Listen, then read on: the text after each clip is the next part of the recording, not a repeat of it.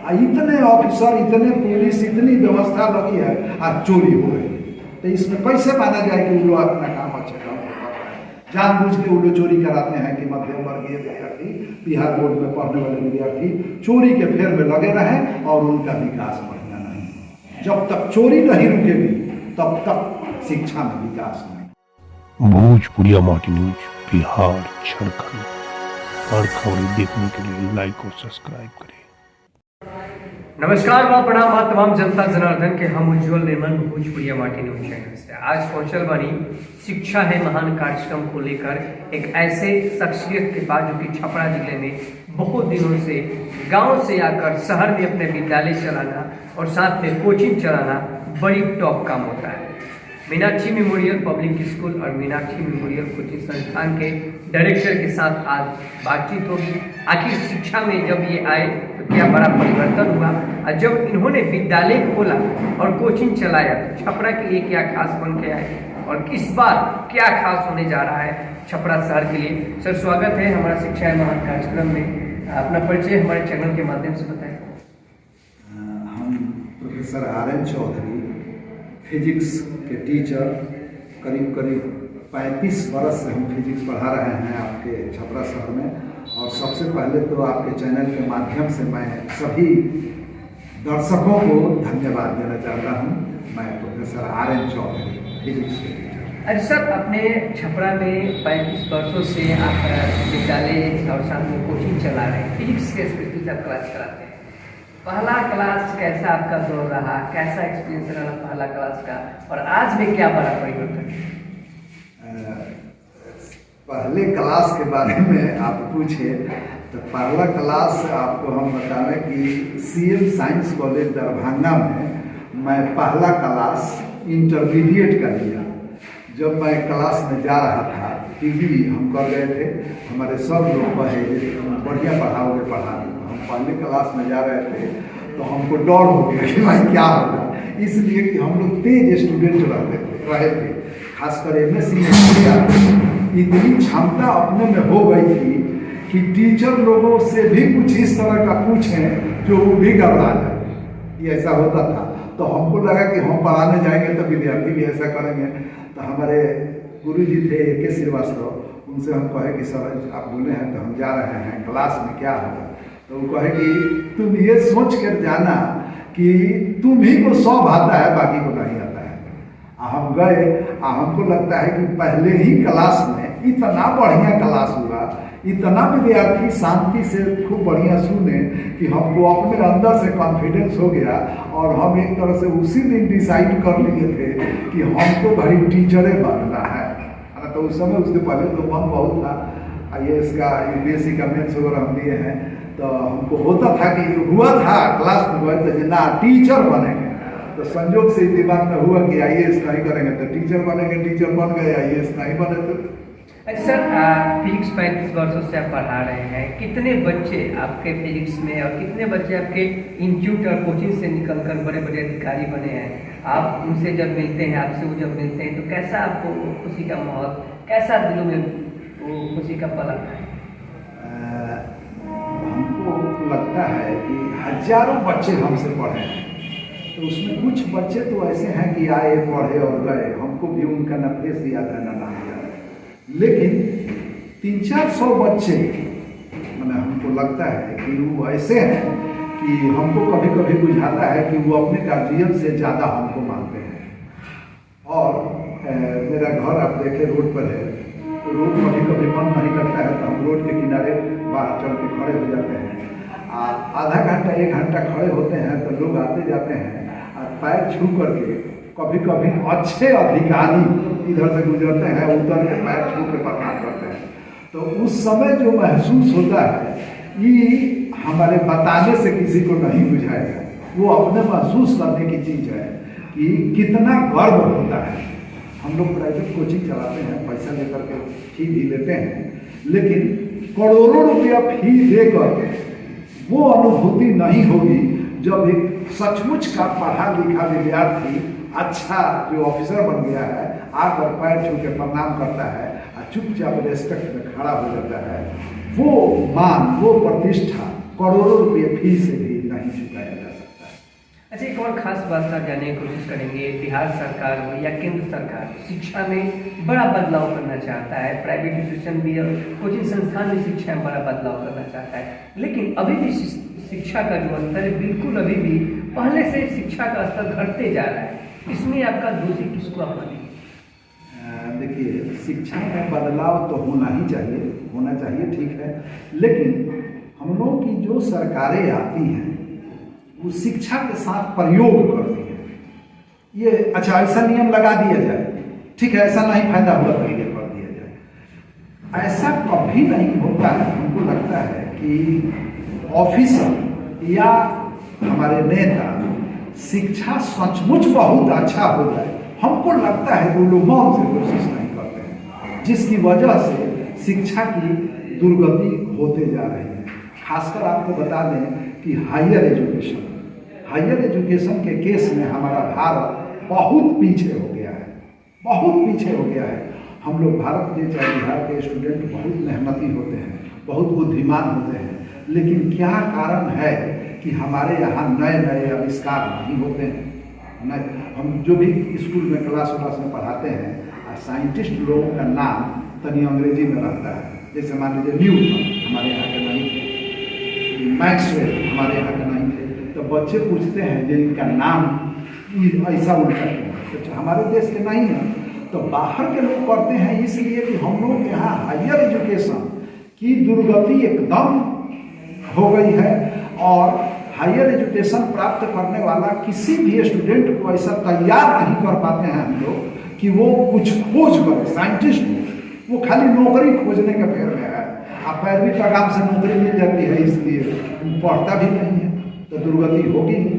इसमें आमूलचूल परिवर्तन करने की जरूरत है कि क्लास सचमुच लोग भाषण देते हैं कि आज के विद्यार्थी हमारे भविष्य के कर्णधार हैं, और उस आज के विद्यार्थी का जो नींव हम लोग देते हैं वो इतना कमजोर दे देते हैं कि भविष्य का कर्णधार हमारा कमजोर हो जाता है।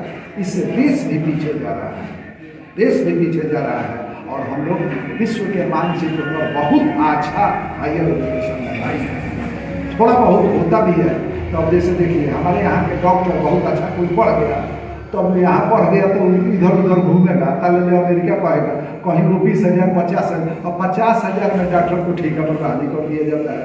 तो उसी पर ठेका वाले डॉक्टर को अमेरिका यदि कहता है जे आओ हम 5 लाख, तो यहाँ रहेगा। तो एक तो पढ़ाई नहीं होती है, अच्छे इंजीनियर या डॉक्टर जो निकलते हैं वो अमेरिका कहाँ चले जाते हैं, हम लोग फिर क्यों रह जाते हैं। इसीलिए इसमें मन से आमूलचूल परिवर्तन करके नियम बना के नियम का सख्ती से पालन करना चाहिए। आपने कहा कि शिक्षा की दुर्गति हो गई, इसका कोई कारण है? आपको देखिए बात बताते हैं, अभी एग्जाम हो रहा है इंटर का, एक क्लास में 30 विद्यार्थी मान लीजिए बैठते हैं एग्जाम पे, तो 30 विद्यार्थी में रिकॉर्डिंग करने के लिए 4 लोग एग्जामिनेटर रहते हैं, वहाँ एगो CS रहते हैं। का भाई अगर गेट पर पॉइंट चेक होगा, हई होगा, गेट पर चेक होता है, हॉल के दरवाजे पर चेक होता है, हल्ला है, CCTV कैमरा लगा हुआ है। हमारे प्रशासनिक अफसर मान लीजिए सबका, जो अब नाम लेंगे तो कई लोगों को खराब लगेगा कि, लेकिन जो भी प्रशासनिक अफसर एग्जामिनेशन ड्यूटी में लगे हुए हैं वो सब लोगों का ड्यूटी है सेंटर पर घूमना। उसके बाद इतना सारा होने के एगो दरोगा जी बैठे रहते हैं, मजिस्ट्रेट बैठे रहते हैं सेंटर पर, और ये सब मिल करके चोरी नहीं रोक पाते हैं। सोचिए वो क्या मन से काम कर रहे हैं, और चोरी जब तक होती रहेगी हमारे विद्यार्थी अच्छा नहीं करेंगे। कभी कभी तो हमको लगता है कि ऊपर वाले लोग जानबूझ के चोरी कराते हैं कि मध्यम वर्गीय विद्यार्थी अच्छा नहीं कर पाए। मतलब हम लोग अपने प्राइवेट पब्लिक स्कूल में अकेले हम डायरेक्टर साहब का नाम रहता है तो क्लास में कोई चोरी नहीं करता है, इतने ऑफिसर, इतने पुलिस, इतनी व्यवस्था लगी है, आज चोरी हो रही है। तो इसमें कैसे माना जाए कि वो लोग अपना काम अच्छे काम कर रहे हैं? जानबूझ के वो लोग चोरी कराते हैं कि मध्यम वर्गीय विद्यार्थी, बिहार बोर्ड में पढ़ने वाले विद्यार्थी चोरी के फेर में लगे रहें और उनका विकास बढ़ना नहीं। जब तक चोरी नहीं रुकेगी तब तक शिक्षा में विकास नहीं। मैंने सर आपका कहना है कि करप्शन के साथ साथ जो शिक्षा में जो चीट है कि जो लोगों को युवाओं को जो यहाँ पे शिक्षा दिया जाता है, जो यहाँ के शिक्षा के जो मंजिल है वहाँ पे जो चीट का जो ज्ञान में भरा दिया जाता है कि चोरी करना है।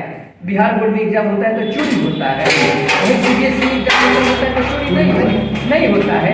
इसमें जो परिवर्तन है, इसमें आपका क्या संदेश रहेगा कि आने वाले जो बच्चे अभी 11th और 10th 12th के बच्चे अभी 10th के सामने एग्जाम देने वाले हैं, इसमें जो अच्छे विद्यार्थी हैं बिना चोरी के नहीं लिखते, लेकिन फिर भी उनके ऊपर धब्बा लग जाता है वो चोरी से लिखे हैं, तो उनके लिए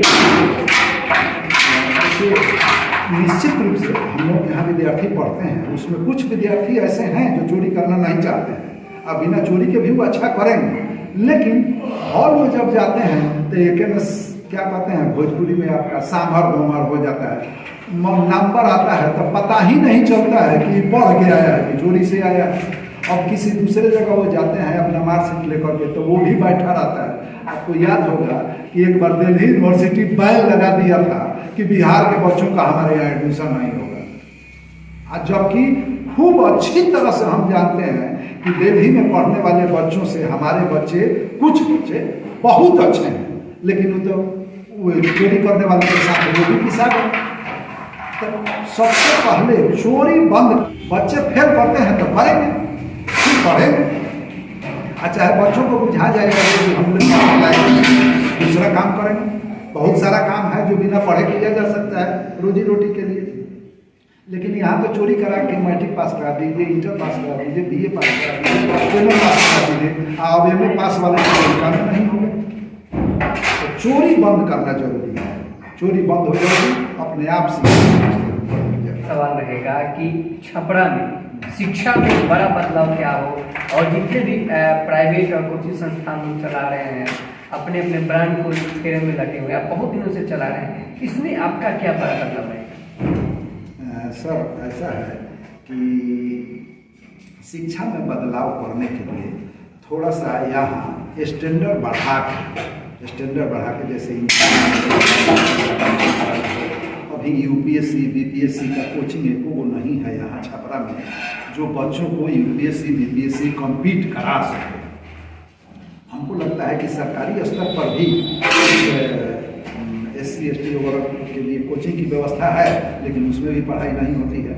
तो थोड़ा सा ऊंचे स्तर का टीचर यहाँ है, इन्वायरमेंट नहीं बन पा रहा है। इन्वायरमेंट बनाया जाए, BPSC UPSC का कोचिंग बहुत अच्छा से शुरू किया जाए, इंजीनियरिंग मेडिकल का भी कहीं कुछ पढ़ाई होता है, लेकिन इन्वायरमेंट ठीक नहीं है। इन्वायरमेंट माने एक जगह सब सेटअप ठीक नहीं है, एक जगह सब सेटअप हो, बच्चे अच्छे हों तो जरूर यहाँ भी अच्छा हो जाएगा। ये हम मानते हैं कि छपरा अभी एजुकेशन के मामले में बिहार के ही कुछ बड़े बड़े जिलों से पीछे है, उसके पीछे यहाँ का इन्वायरमेंट है, उसको ठीक किया जाए, बच्चे अच्छा पढ़ें। सर आपके कोचिंग में, आपके विद्यालय में कैसे कोई गरीब परिवार के बच्चे पढ़ते हैं जिनको फीस के लिए बहुत सारा दिक्कत होते हैं, बहुत सारे गरीबों से मिलते हैं, उनके लिए अब क्या करें? देखिए, मेरी तो शुरू से ये मंशा रही है कि पैसे के बिना किसी का पढ़ाई बाधित हो, ये अच्छी बात है। हम लोग शुरू से ऐसा किए हैं। हमारा कोचिंग है, मीनाक्षी ट्यूटोरियल कोचिंग है, 6 से 12 तक का कोचिंग होता है, उसमें भी हम देखते हैं। नर्सरी से 8 तक का विद्यालय है, उसमें भी हम देखते हैं। और जब हमको पता चल जाता है कि ना ये विद्यार्थी सचमुच पैसे के अभाव में इसको दिक्कत हो रही है, तो उसको हम किताब कॉपी देते हैं, फी में छूट कराते हैं। मैंने आपको बताया कि कुछ विद्यार्थी को, आप नाम नहीं बताएंगे, एक विद्यार्थी थे राजेश कुमार, जिनको हमारे विद्यालय से कपड़ा मिला, पैसा मिला, किताब मिला, मुफ्त में पढ़ाई हुई, 1-2 जगह दूसरे जगह मुफ्त में पढ़ाई भी हुई। एग्जाम दिए, SSC में वो CBI में इंस्पेक्टर हैं, तो ज्वाइन करने जाने के लिए उनको ड्रेस बनवाए, जूता खरीदे और 2000 रुपये दिए तो मूर्ति दी जाके। तो हम लोग गरीबों की मदद करते हैं। कहीं भी आपकी नजर में कहीं कोई गरीब आपको मिले ना पैसे के बिना उसकी पढ़ाई खाने को तो हम लोग उसकी सहायता करेंगे। हम लोग का एक ट्रस्ट भी है, ट्रस्ट के माध्यम से हम कई बार अनाउंस कर चुके हैं कि गरीबों की मैंने पैसे एक्चुअल अब कुछ अब जैसे एक बात बताते हैं कि विद्यार्थी आया, कहा कि सर हम बहुत गरीब हैं, खाना है जीना है, हमको कुछ पैसा दे दीजिए। पहले तो उसके फ़ोन की घंटी बजी, पाकिट में से फ़ोन निकाला हुआ 18,000। तो अब वो खाना मामला में गरीब है, तो पैसा नहीं है ठीक है, लेकिन एक्चुअल गरीब जो है उसको हम मदद करते हैं करेंगे। इसी के तमाम मुद्दे पे सर से बातचीत हुआ। सर का सोच है कि यहाँ पे बेहतर शिक्षा के लिए यहाँ की छपरा की जो समाज है वाकई में अभी भी कोई परिवर्तन की जरूरी है और यहाँ पे बदलाव की जरूरी है। और साथ ही साथ जो भी छात्र अगर अध्ययन ले रहे हैं मैट्रिक, इंटर, ग्रेजुएशन या MSc या PG के भी जो क्लासेस करना चाहते हैं बेहतर शिक्षा के साथ साथ, और खास अगर PhD क्लासेस अगर करना चाहते हैं तो मीनाक्षी मेमोरियल स्कूल में आए और कोचिंग संस्थान में फीस की बेहतर क्लास लिए जाते हैं सर के माध्यम से। 35 सालों से सर पढ़ा रहे हैं, तो कहीं ना कहीं बड़ा बदलाव छपरा शहर के लिए रहेगा। तो तमाम खबरें देखने के लिए हमारे चैनल के साथ जुड़े रहें और हमारे चैनल के हर अपडेट शिक्षा है महान कार्यक्रम को लेकर आपके हर विद्यालय और कोचिंग के प्रांगण से एक नए उम्मीद के, नई ऊर्जा के साथ, नए सोच के साथ, नए बदलाव के साथ, नए लोगों के साथ जुड़ा होगा। जय हिंद, जय भारत, जय भारत।